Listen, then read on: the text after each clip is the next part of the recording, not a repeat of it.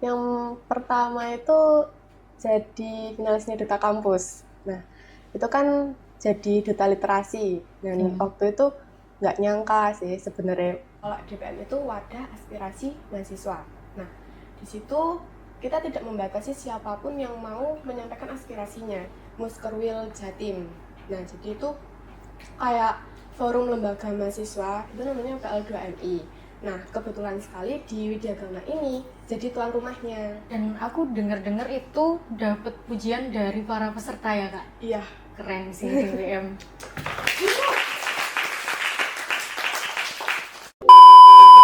Assalamualaikum warahmatullahi wabarakatuh. Halo, selamat datang di Wiga Podcast, sebuah wadah di mana kita berbagi pengetahuan dan pengalaman sebagai mahasiswa. Hari ini saya bersemangat sekali untuk bertemu dan ngobrol-ngobrol dengan seseorang yang sangat istimewa. Cewek cantik, keren, dan pinter ya tentunya.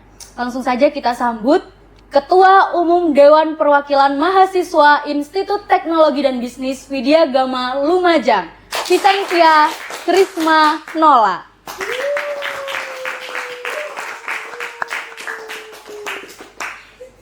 Halo Kak Nola. Hai. Selamat datang dan selamat bergabung dengan kami pada acara Wipot kali ini. Apa kabar nih Kak?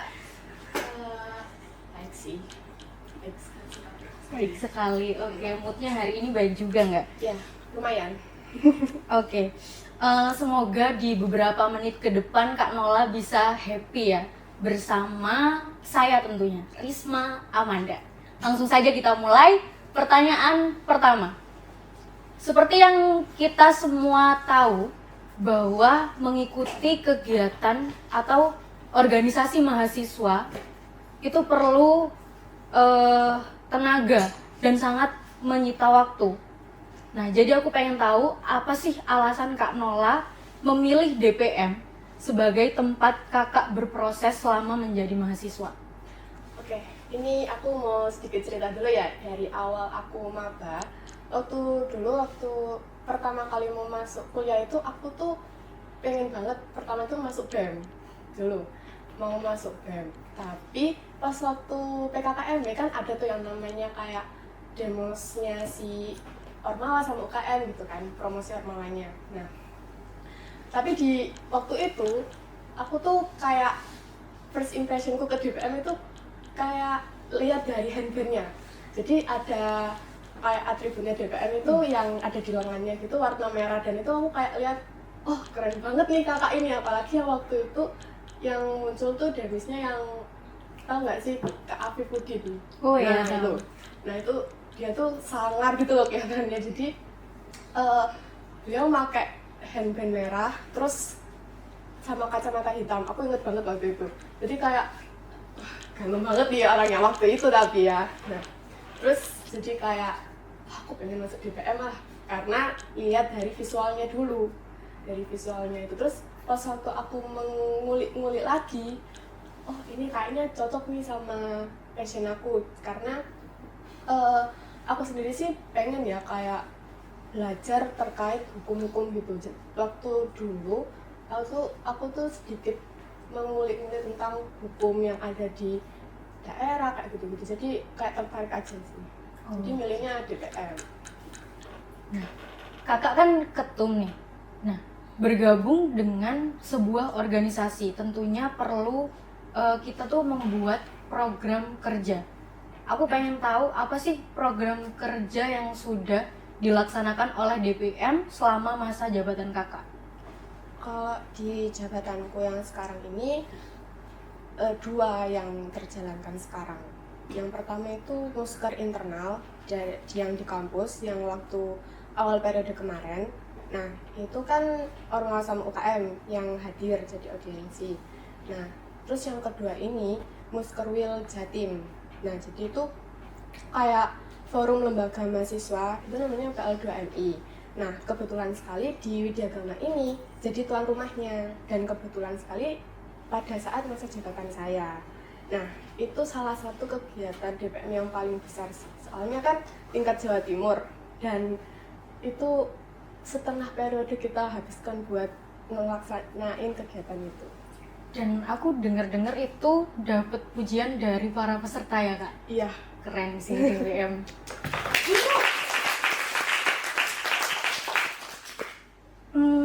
Selama menjalankan program kerja yang telah disusun, apa tantangan terbesar yang pernah dihadapi DPM dalam mengimplementasikan tugas atau program kerja?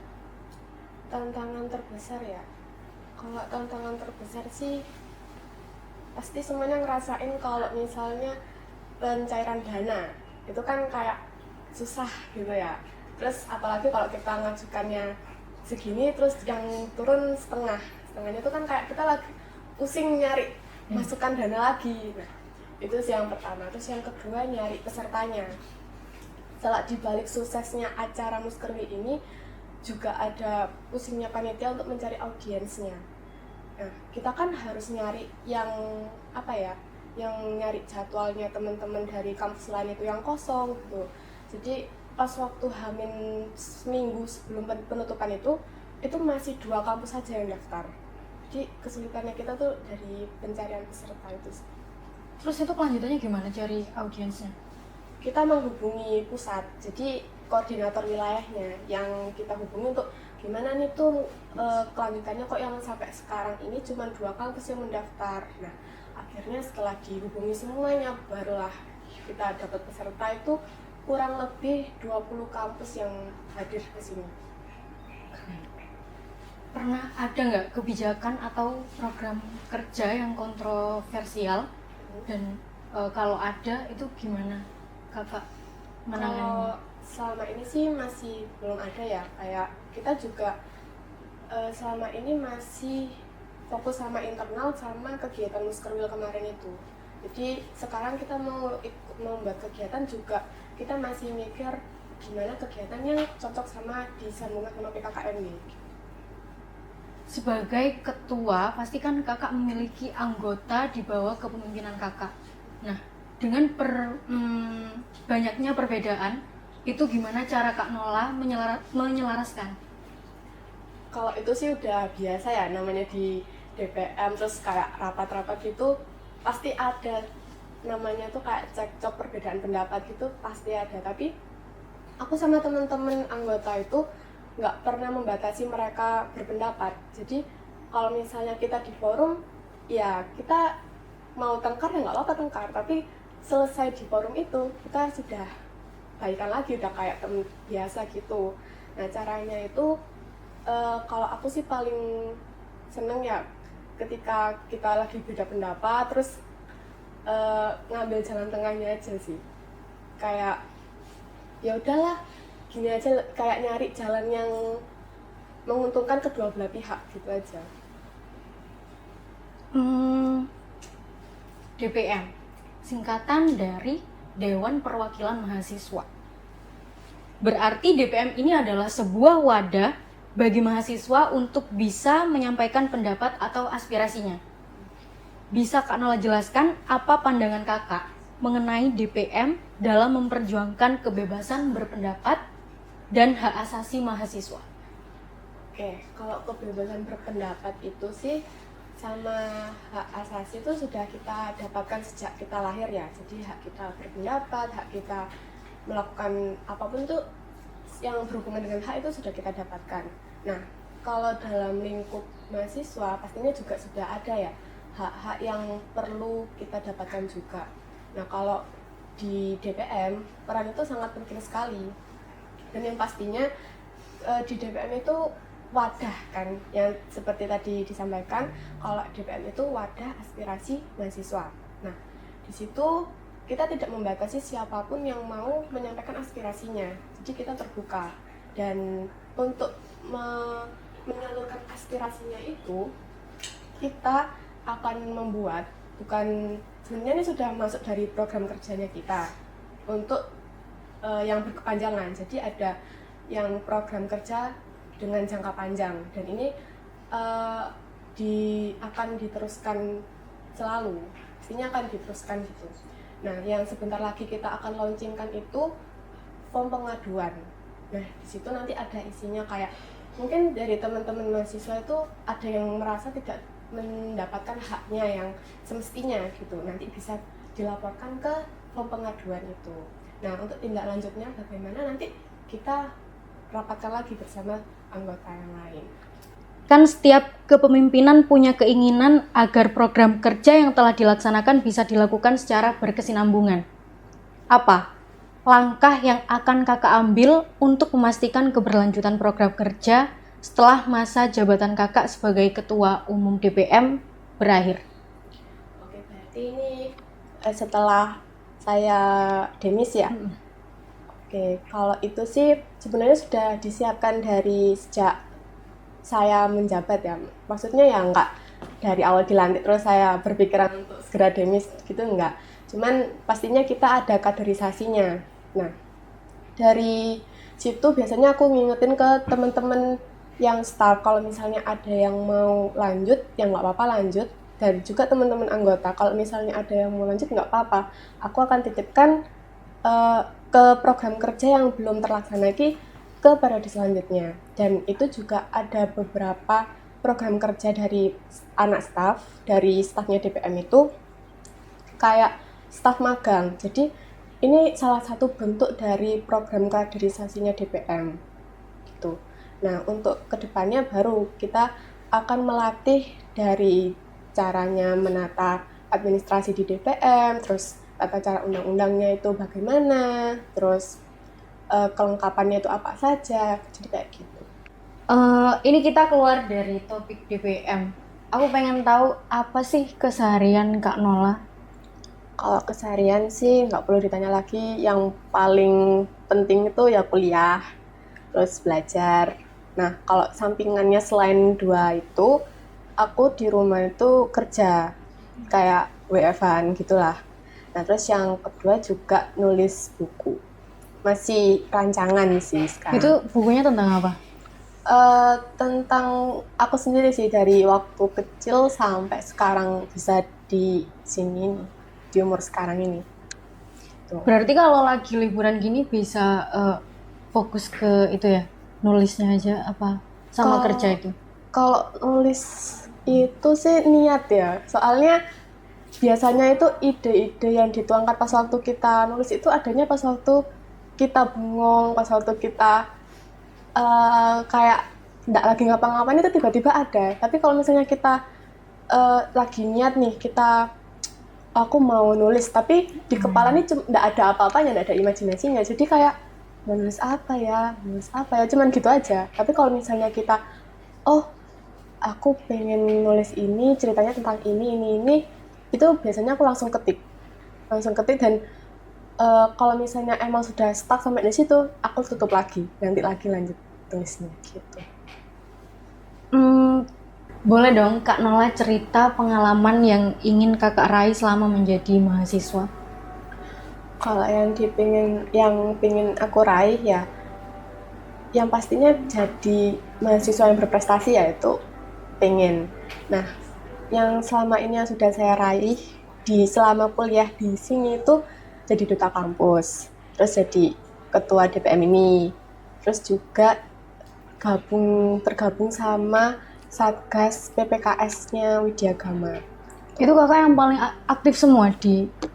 Kalau di Satgas ini karena masih baru, jadi kayak nggak begitu sih.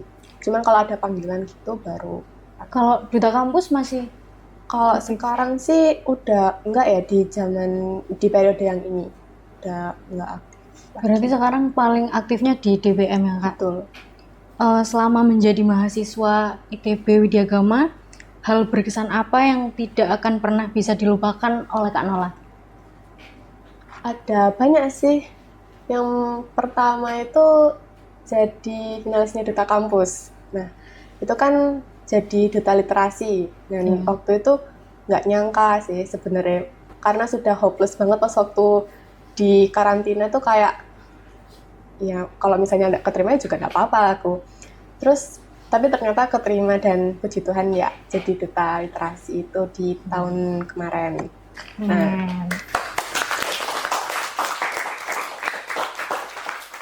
Lanjut. Terus yang selanjutnya itu pas waktu makrab. Dulu tuh ada makrab. Nah, waktu itu kan aku nih nggak tahu sama sekali ya, nggak pernah kayak ikut-ikutan makrab kayak yang di kampus-kampus itu nggak pernah, dan nggak kepikiran juga waktu itu. Terus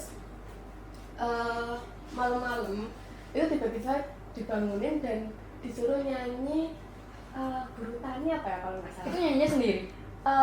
Gabung, jadi teman-teman dibarisin malam-malam itu jadi satu baris gitu. Nah, aku tuh di urutan pertama. Nah, aku kan nggak tahu ya, aku nggak tahu lagu itu, dan waktu itu memang disuruh hafalin, tapi ya akunya sih yang salah, nggak ngafalin. Jadi kayak disuruh maju sambil nyanyi itu, jalan lewat lorong baru ke ini pendopo, tapi aku kayak nyanyinya geremeng gitu loh. Nah, terus kayak banyak kakak-kakak senior yang lain tuh kayak marah-marah gitu, jadi kayak kaget gitu kan. Terus itu kayak setengah takut, nangis, jadi campur api. Oh, sempet nangis? Iya, gimana ya, kan dibentak-bentak juga kan, jadi kayak takut gitu. Terus itu sih yang berkesan satu makrab itu, jadi lebih dekat sama teman-teman senior, sama teman-teman dari UKM lain. Boleh tepuk tangannya buat Kak Nola dong. Keren sekali. Memang di era sekarang tuh nggak melulu dan nggak harus laki-laki yang menjadi pemimpin. Kita sebagai perempuan juga bisa setara, bahkan lebih dari itu loh, ya kan? Oke, terima kasih Kak Nola sudah meluangkan waktunya untuk bersama kami di podcast hari ini. Seperti wawasan dan pengalaman yang sudah Kak Nola bagi kepada kita sebagai mahasiswa, berada di perjalanan yang penuh dengan pembelajaran. Setiap langkah yang kita ambil, setiap tantangan yang kita hadapi membawa kita lebih dekat pada versi terbaik dari diri kita sendiri. Di podcast ini, kami berharap semoga wawasan dan pengalaman yang diberikan dapat menjadi motivasi untuk kita semua. Jangan lupa klik like, subscribe, dan share video ini kepada teman-teman semua. Oke, thank you. Terima kasih.